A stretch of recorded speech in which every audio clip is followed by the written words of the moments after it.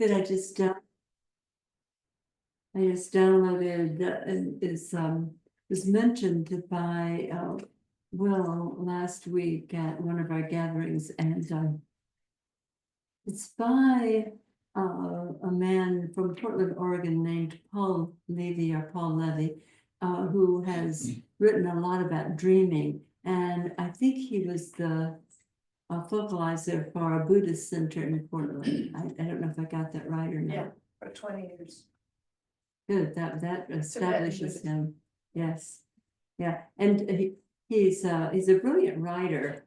This book that just was released is called The Quantum Revelation, and at the beginning of it is the very best precise explication of the double slit experiment, which moved physics from believing that the external materiality was the reality. Well, it didn't actually move the physicists there, but it opened up the possibility for them that that consciousness is cause in the matter of reality, that the observer affects the observed. And it's a really excellent, the book would be worthwhile just for that, the way that it's written and the way that it provides the underpinning for all of the consciousness work, the spiritual work that has gone on for millennia.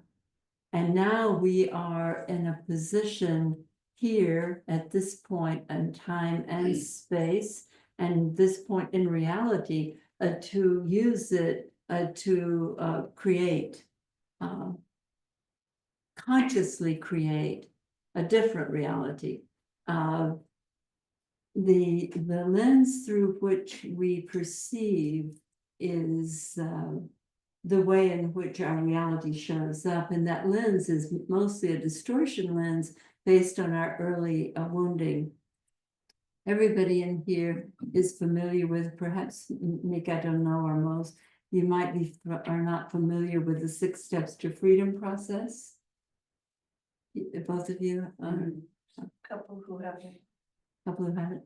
And for the new people, I don't see very well, so I may talk to somebody who's not there. But it's always entertaining, which is the good news. So when we look at the way in which reality shows up, there's been pointers towards this in all of the literature, both spiritual and philosophical, for many, many millennia. Some of the language would be, you see through a glass darkly, but then face to face. The dark lens is the one of one's own wounding conclusion. Reality is in the eye, the identity of the beholder. We see the world not as it is, but as we are. And so we have this access. It's profound, isn't it? To realize that you can change reality, you can change the world by what you believe about yourself. That's kind of amazing, isn't it? Yeah. I mean, it's just like, that's like, that might be what Jesus would call the gospel, the good news, right? This is the good news, this is the good news. And so we have the opportunity to notice that when we have an experience that feels less than open, easy, happy, wise, congruent, then we are caught in a distortion field. We're caught in the energy of a perceptual misperception. And that's what is showing up then as our world, looking like other people who are playing the part of not making us happy.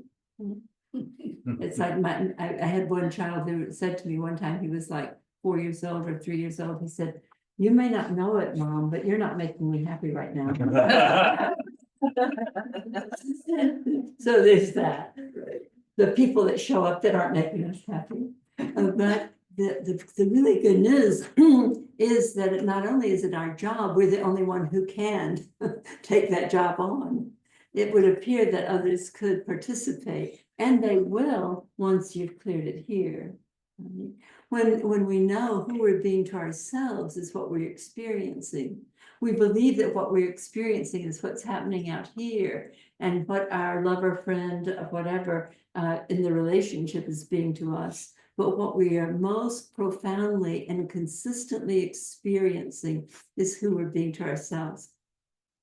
So we have direct access to joyfulness. We have direct access to presence, to this sense of true north, to this profound sense of this whole reality that is mine, is arising in my consciousness.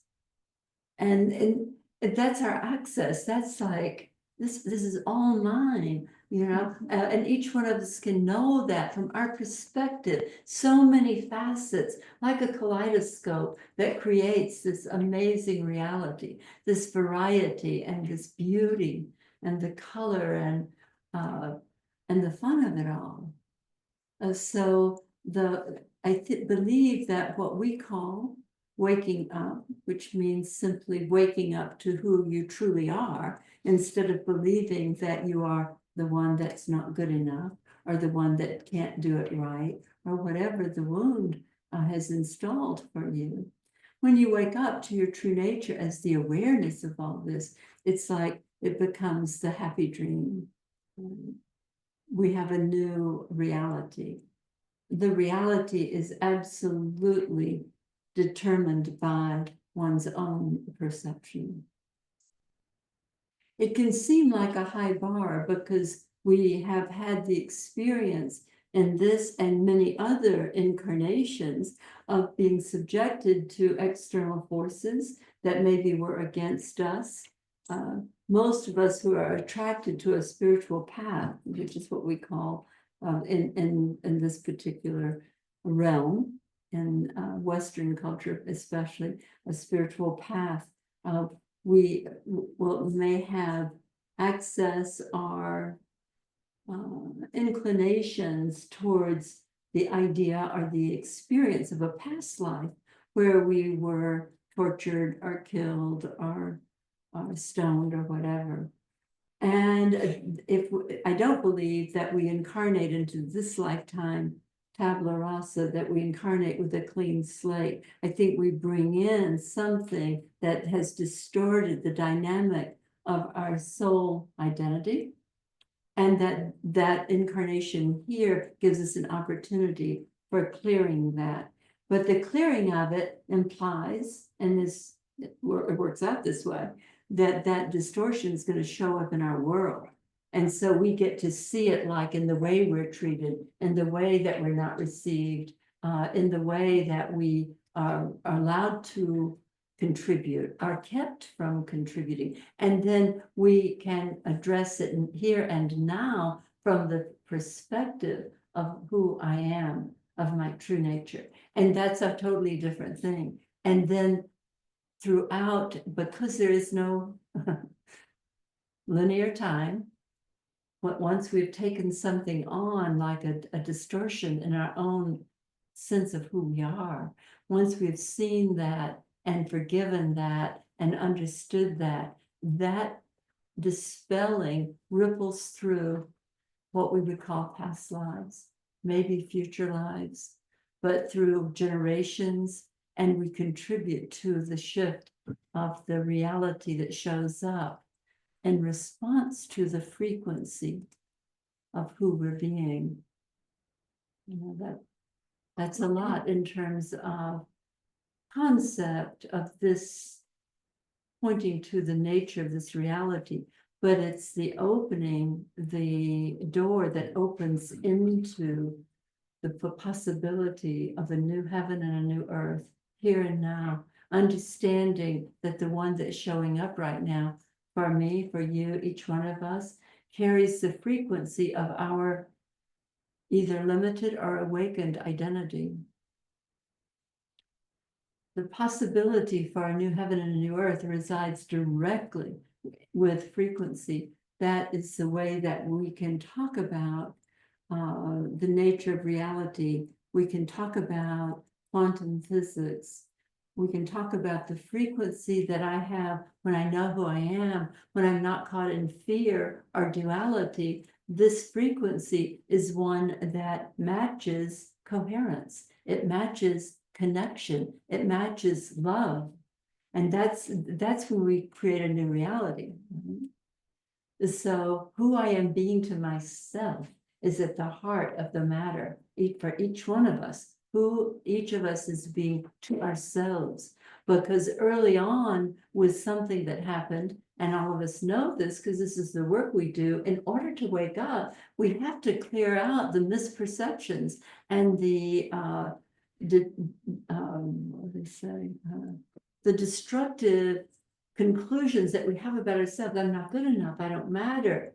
There's nothing here for me. All of that carries a frequency that then shows up in your reality. This is how, whatever The Secret and Rhonda Burns and everybody said in the early 2000s about creating your own reality. That it was around long before that also. But this is the way in which we do participate, and how our world shows up is what we believe about ourselves. And that's where the work can be done. Now, in this group, we use a very specific protocol or technology called the 6 Steps to Freedom.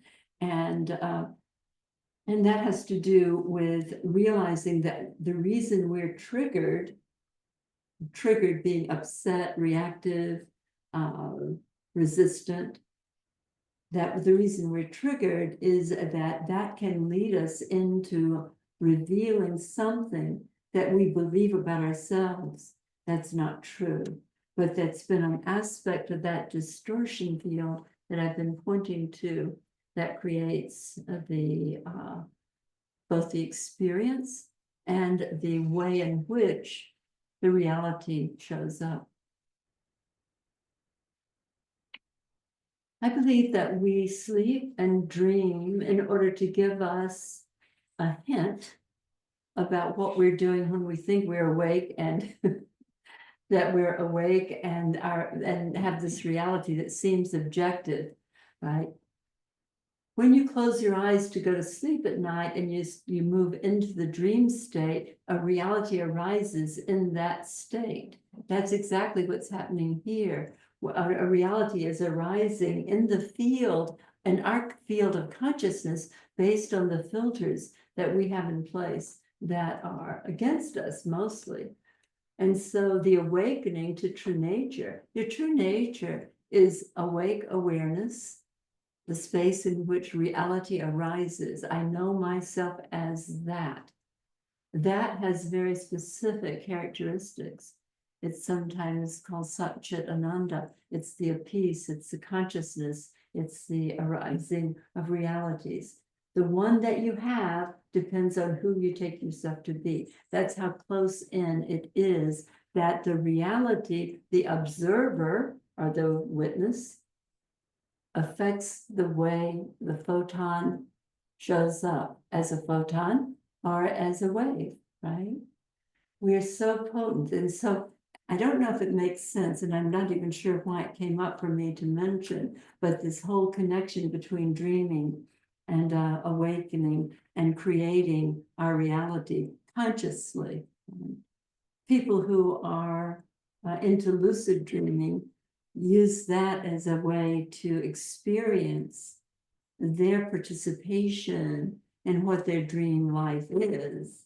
And I've never taken the trouble to master that because I have pretty fun dreams without it.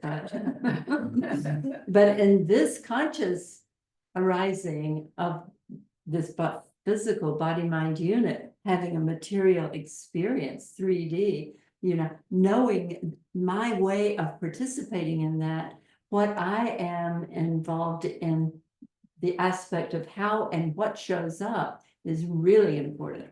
And that's where my attention has been for some years now.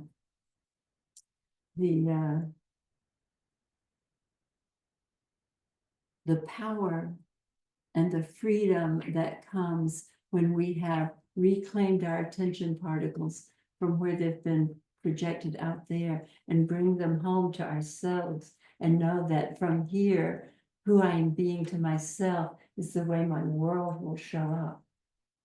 It's a radical and powerful understanding, and it can change our world.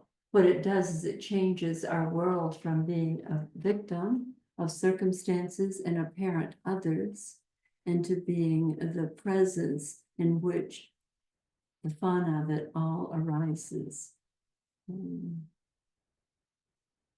So with that, if there's anybody who'd like to do the 6 steps today, or if there are any topics of discussion that, because everybody in here has offerings and participation with our Sangha here, so that we can know different ways of perceiving, that we can know different experiences, and that we can have the experience of our connection with each other, and the ease and the peace and the fun. See, the one I am, it is everywhere. All of us are everything, right?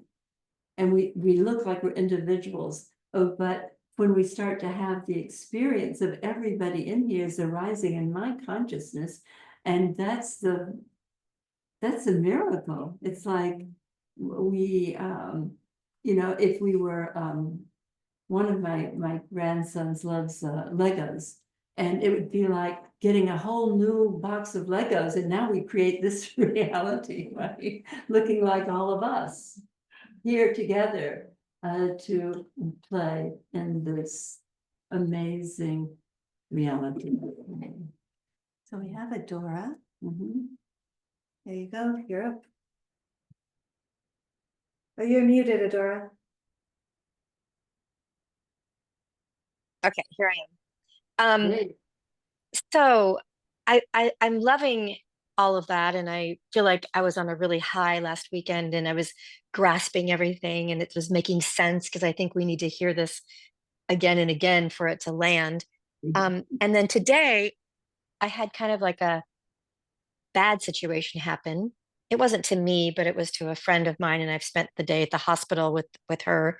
And I was trying to really understand what you were saying, about the creating our own reality and how we can. I mean, I love that when things are going great, but when Right. things, because then I'm like, it just feels so inspiring and powerful. But I'm trying to grasp when things aren't going great, and I was trying to catch, like, I'm not taking what happened to this person like personally. I'm just wondering, like, is it a personal thing? Like each person creates even bad things happening because that's their reality, or I'm just trying to wrap my head around this. Yeah, well, it makes me recall a workshop I used to do. I would call it, if I'm creating my own reality, why am I getting this shit? Right, it's like, which is sort of the question you're asking, right? It's the reason is because of what we actually believe about ourselves. When we concluded when we were 3 years old, we weren't taken care of in a way that we felt we needed, like we weren't fed on time or taken care of, we concluded I don't matter. That would be kind of an obvious one. And that got installed, it got repressed into the subconscious, but that's the frequency that's going out. And if I don't matter is through the narrative arc of our lives, is at the heart of the matter of who I think I am, then shit happens that has to do with a lack of valuing myself. So it's not it doesn't mean that we blame ourselves for it, but it means that we take a look. If we could use, in your friend's case, whatever the incident or the accident was, to use that to see that as the question, what am I believing? To use the 6 steps, which starts off with I'm triggered. It's about me and the feeling of maybe an accident or the feeling of being unkindly treated, and to notice that's a trigger, and then use that to find what we had installed early in our lives that created a a particular identity, a particular lens through which we both experience and see reality. That's the way in which we play a part in it. It's not about self-blame. It's actually waking up to regarding ourselves differently than what the wounded conclusion installed. The wounded conclusions have been running the show for more than one lifetime.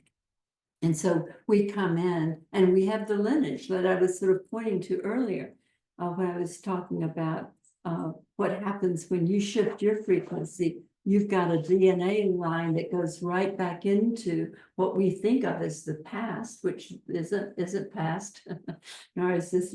I mean, everything is available in the true nature of reality. Everything's available now.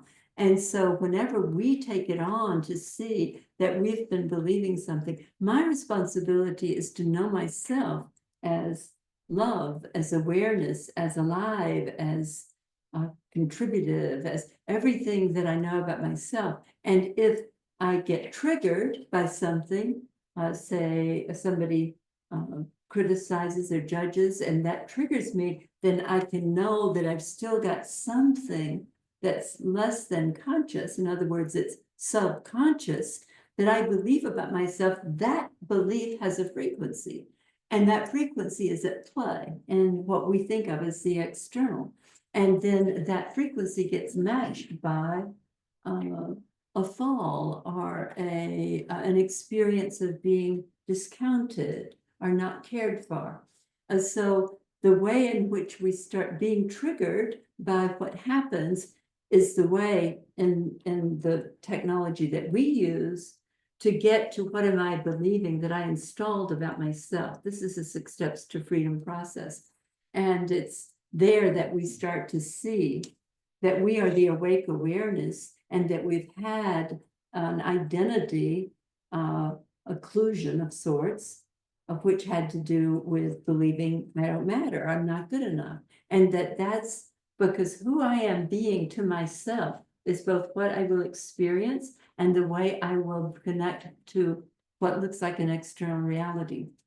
All judgment is self-judgment. And when we clear the self-judgment that we have from our early wounding conclusions, then we don't have the experience of separation with the external world. It's arising. We know it as arising in our consciousness. And it is the one I am, right? Is this making sense? Mhm. We have 2 hands up. One Okay. is, Adora, are you complete or you're good? Okay, I'm gonna take the spotlight off of you.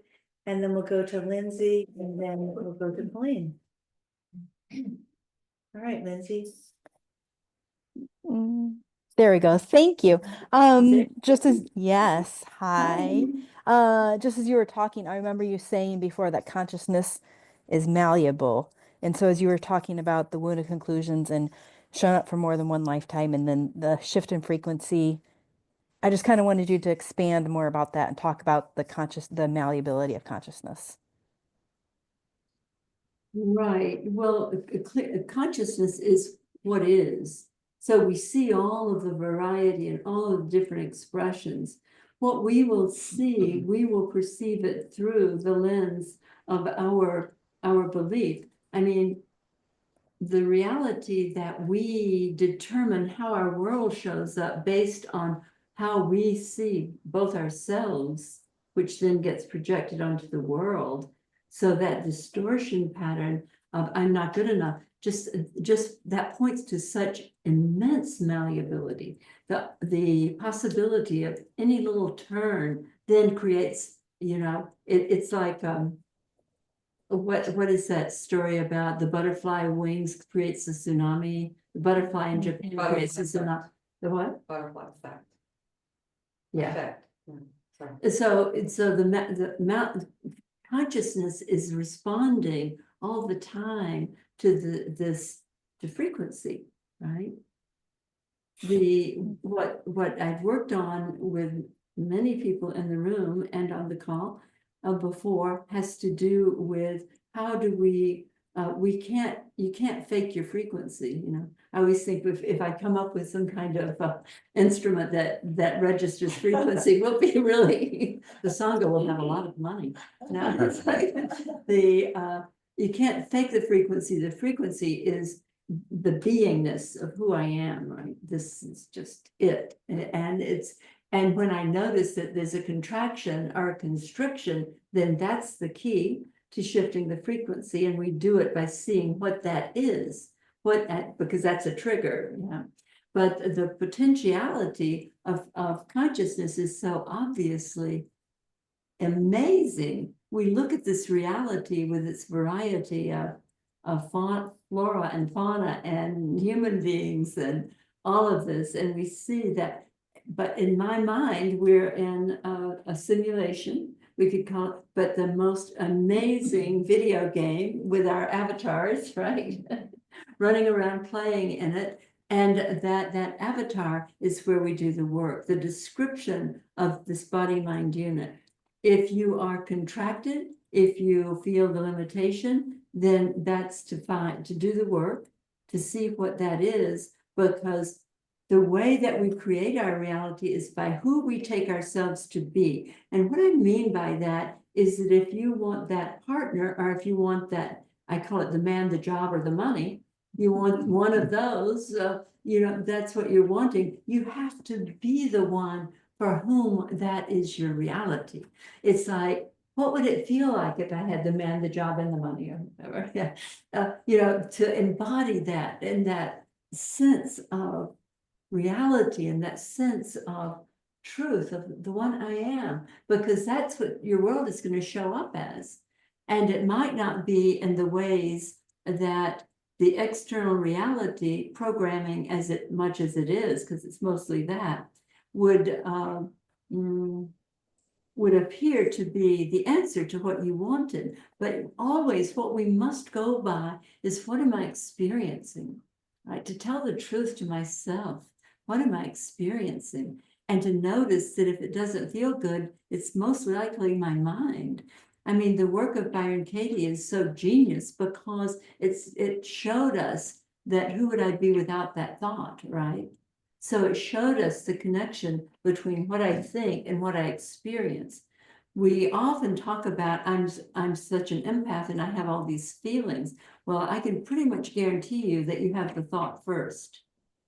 The thought comes in and then the feeling follows very quickly. And we believe that we're scared or that we're not good enough or whatever that is. I don't think I answered your question, Lindsay. Oh, you just did poly amazingness, so that was great. Thank you. Thank you. Thank you, Lindsay. Okay, Colleen. Hi, Polly. Hi, sweetheart. I've been noticing I had something happen earlier this week at work that was really intense and brought up a lot. And I'm noticing that I, at least consciously, am feeling a lot more not blaming somebody else for what they did to me, but realizing this is pointing to something that I can see here within myself. And it's funny that you talked about dreams because I had a very vivid dream last night. I've been divorced for 15 years now and haven't been in a relationship. I was in that relationship for 20 years from very young, and I haven't been in a relationship since then. And I had this dream last night that my ex wanted to be with me again. And I left the relationship. It wasn't him making the decision to leave. And so we were together again. And then he changed his mind and decided that he didn't want to be with me. And I really experienced this. Felt so devastated in the dream. And so I was working with that today. What is that showing me? And I felt like I was being taken back to 1 year old. And there was a lot of sexual abuse in my family, and that was going on for me from a very early age. And but the interesting thing is that it felt like that when that happened to me at that young age, that my dad changed, like the way he was with me, like he wasn't, or at least I felt he did. Maybe it was how I viewed him changed. But and then I made this idea that somehow I was the reason that he was weird or didn't love me anymore, wasn't my super daddy anymore. And yeah, I just wanted to, I'm not sure if at that point, get some support around that Right. idea, that Yeah. distortion. Yeah, the child, we all know this from the children we've had, the grandchildren, our own experience, if in our own memory about it. But the child believes that they are the world, that anything that's happening is Yeah. because of them. It just is the way that we come in incarnationally and land in a 3D reality. And so if mommy and daddy are fighting and there's a 9-month-old baby in a car seat or whatever kind of seats they have sitting nearby, the child believes that the child's attention particles go out immediately to that, and they will believe that it's their fault, that they are the cause in the matter of whatever's going on. And so early on, attention particles are magnified and magnetized into the external, along with a feeling that it's my fault, or it's good for me. Mommy and daddy are happy, right? Whatever it is. So we, in the awakening part, in the reclaiming of our true nature, it's to come home to ourselves, to see that everything is innocent at that point, and that if we can allow for that forgiveness for ourselves, because typically, even when there's been abuse, the victim of the abuse, being a child or sometimes an infant, feels responsible for their own abuse. So it's the forgiveness comes, and then it's throughout that entire dynamic of the story. The way in which we believe that it means something about us is what creates the distortion field. Right?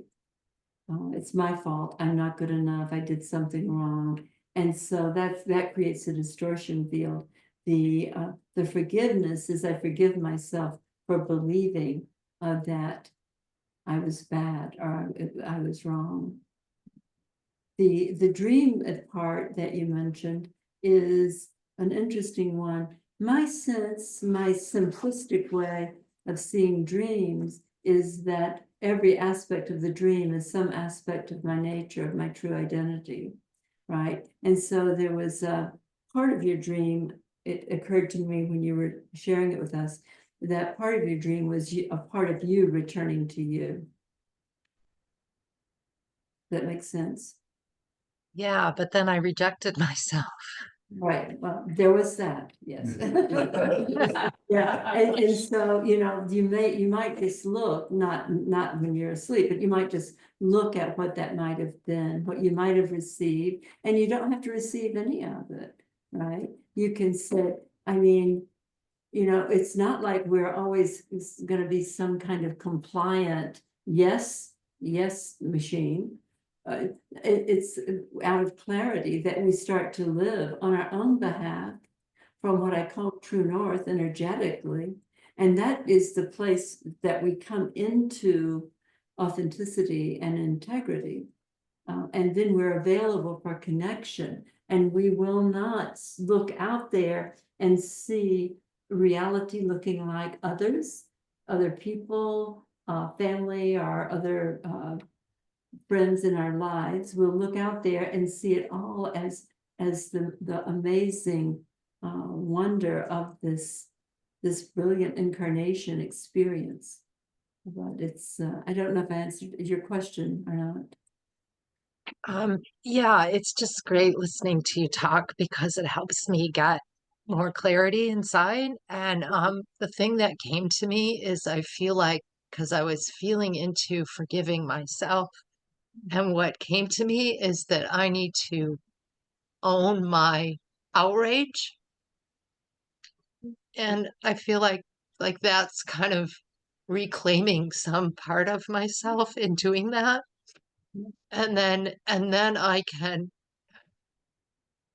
open more to the forgiveness. Right. Yeah, you as awareness are the one that the little, what's her name? Colleen. Colleen. You're the one that little Colleen is waiting for. And it's exactly right. You put her on your lap and said, I'm here now. I'm the one you were waiting for. And the deep depth of the forgiveness of oneself, right? And the experience, but you're exactly right. It's not to put sugar over shit in any regard, not to pretend that something bad didn't happen. It was bad and it happened. And from that place, you forgive yourself for believing you had any part in that. Thank you, Polly. That really hit home. Thank you. Mhm. Thank you, Colleen. Hmm. One in this room? Yeah, Robert. So, I had a phone call a few hours ago, and the gist of it was that, at least the part that triggered me, was that an employee wasn't doing what I had told them to do many, many times. One of those, I'm not there to watch them every day so they can do whatever they want. Anyway, so I got triggered about that. Recognize that that's me.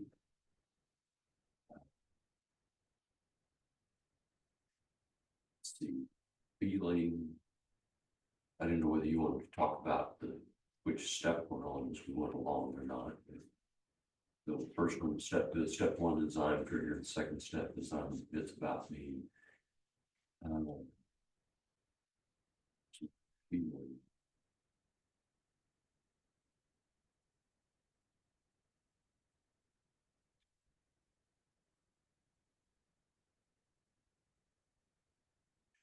Maybe. I mean, I didn't get angry. It wasn't that, but it was a lack of patience. I suppose in some way I was a little irritated. So Mhm. you got irritation, lack of patience. That's not the way it's supposed to be. Right.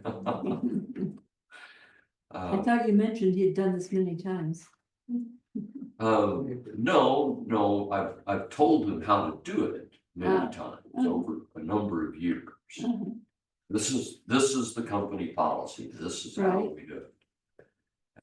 Once again, I get reports that no, not actually following that. Mhm. So a little irritation, lack of patience. Just I can't believe we're back here. Um, I've had different people in that role, and so I've had to train this person, they had to train somebody else. So the first time I had, Are you in touch with the feeling like the best word is impatience? You felt, is that it?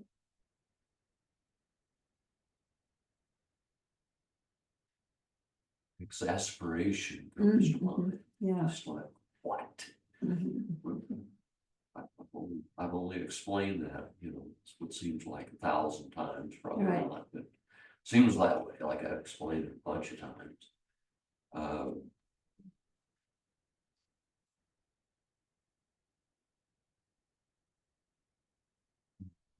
Yeah.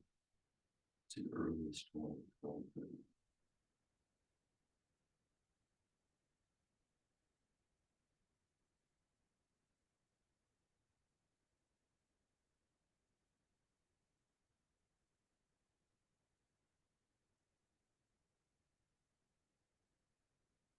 Feeling that way maybe when I was 16, 17. Exactly, a little kid, but still.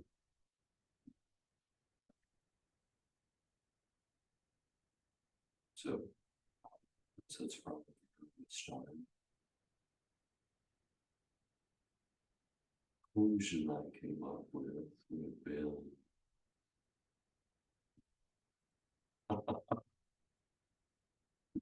employees are a problem. That was, oh yeah, that's not about me, is it? No, yeah, you slip right by there. No, that's not about me, so. What did you believe about yourself? What was going on when you were 16 or 17 that the memory was about? What was happening? Oh, then I was just thinking about employees that didn't show up. Taste of employees that didn't show up. But the conclusion about me probably would have been, I don't matter. I'm talking to one that's listening. I don't matter. So, And Dietrich would have said, thank God that couldn't be true, yeah, right? so I forgive myself for ever believing the completely false conclusion that I don't matter.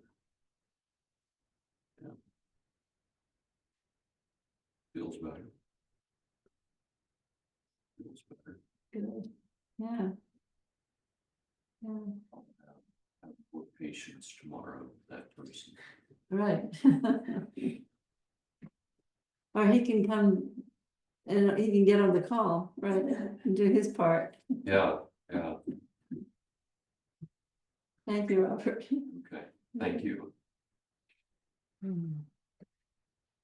We have about 2 more minutes. Okay. If anyone has a question or a piece of work you'd like to do, either on Zoom or in the room. I have a question about dreams. Your opinion is of why dreams occur, or I have a really vivid, active dream life. And usually it's a lot of fun and really interesting, and it just happened last night. I had like a terrible one. It's really quite frightening, which is very unusual. And when I come back through a crystal curtain, so I hear the tinkling when I come back from my dreams. And I woke up this morning. Sometimes I remember them vividly and sometimes I don't. But this one I remembered vividly. And I was just perplexed. It doesn't have anything to do with my life in any way. I can't figure a relationship. So I just wondered if you had a perspective on dreams, why they occur. Well, I do think that our dream time is helpful in revealing to us maybe something that, not necessarily that we've repressed, but that's just been hidden from our conscious experience. And there's a way in which our dream is safer to experience something that's untoward than like in reality. You don't want to have the car wreck. You don't want to be abandoned in reality, but you can experience that in the dream and then look for what is still going on in you regarding your sense of who you are. Which would be like the 6 steps, right? So if we use the dream as what happened, right? I'm triggered. Do you want to do that, Laura? Okay. You don't have to. Definitely triggered. Right. There's a house next door and I'm in this house and Yeah, the people, a man over here is like cutting up people over here into little squares. mhm. I hate that guy. Perfect square. So I guess I was triggered from watching that. Right.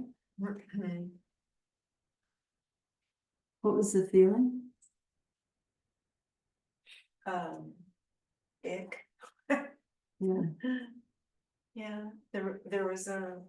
there Did was you, were fear. you experiencing it as an observer mostly, or did you feel Yes. threatened by it? I, observer, Mhm. but I didn't find it pleasant to No, no, observe. no. And then I ended up in a gigantic, like, dining hall with a big long table and it kind of felt warlocky or something and I was just uncomfortable with that table setting. This is also bizarre. I have never had a dream like this Mhm. before. I just Interesting. can't relate. Right. Right. Was it like the Harry Potter dining room? Yes. That's amazing.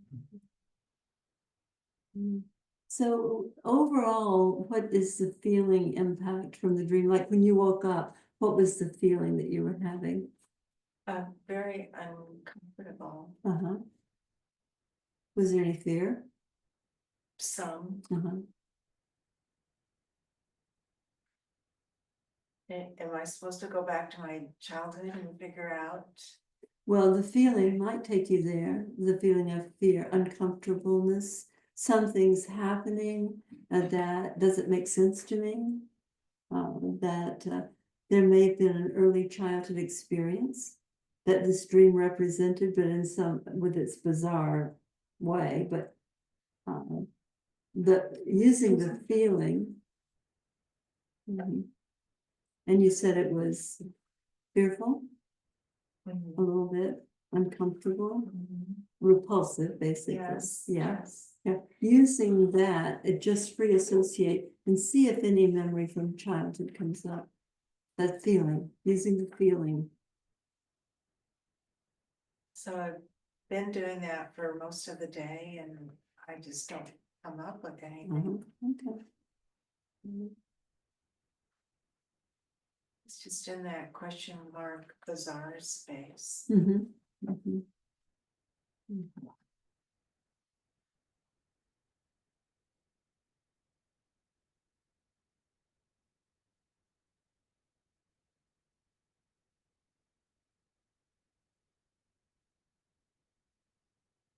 Did you identify with it being your, like, the person you are now? In the dream, was it the same? Yes, I think so. Okay. Yeah, well, the work that can apply has to do with what you may have concluded that that meant about you. And that would be what to sit with. And it may not sound logical, right? It may be off, but yeah, and see if it comes up again, whether in dream or just in sitting in meditation. Yeah. Yeah, dreams are quite something. Really, What was the name of that book you said at the beginning? The Dream Quantum? well, Paul Levy has written a lot of books about dreaming, but this book is called The Quantum Revelation.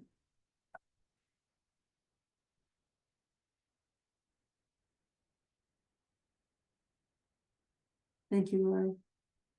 Thank you. It always makes me think, the most dramatic movie that had to do with dreaming is Inception. Does anybody remember Inception? Where they would try to go in and change what, like, high-end mucky mucks and corporations or technology businesses, what they were going to plan to do, and then they would invest. Does anybody else remember this movie? I never saw it. It was with Leo DiCaprio. Yeah. It's coming back slowly. Are you kind of recalling it now? Yes. Yeah. It was quite remarkable. And the interesting thing was at the very end, there had been, there was like a totem or something that they would use to show that you're still in the dream. And in the end, where it looked like he'd come out of the dream and he had this whole ideal, he'd gotten back with his children and everything had sort of worked out. And then over in the corner, the last scene was that thing was spinning, which means he's still dreaming. I think that was a Christopher Nolan movie.